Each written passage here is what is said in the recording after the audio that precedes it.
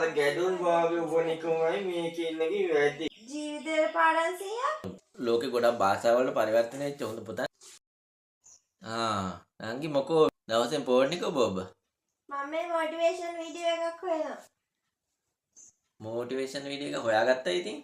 තාම හම්බුන්නේ නැහැනේ හොඳ එකක්. මොටිවේෂන් වීඩියෝ හොයනවට වැඩිය හොඳයි ජීවිතේට පාඩම් 100ක් පොත කියවුණා. ඒක කියවල නැද්ද? ජීවිතේ පාඩම් 100ක්. ඔව් අහලා නැද්ද අප්පා?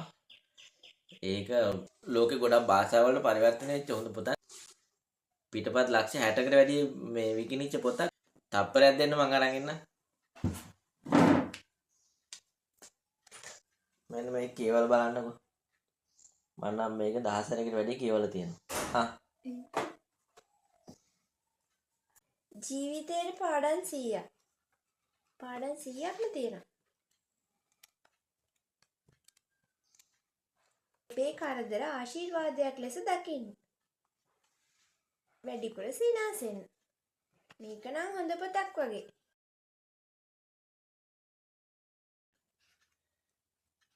ඔබේ අගේ වැඩි කරගන්න.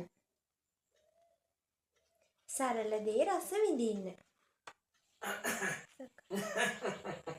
අගේ හරි සන්තෝෂයි ලොකු දෙයක්. මේ කරදර අර ගැඩුන් වාගේ උපනිකමයි මේකේ ඉන්නගේ වැඩි. පුර අවධානය. දැන් හොඳයි. ඔන්න ඔහොම කියවපන්. ඔහොම කියවපන්. ගනිමින් කරන මේ කොල්ලට තේරෙන්නේ මේ ඔබ දැන මේ කෙල්ලට තේරෙන්නේ නැති හැටි අම්මා අප්පා. ලැබෙන ත්‍යාගයද වැඩි වෙනවා. අපේ කාලේ ඕවා තිබුණේ නැහැ.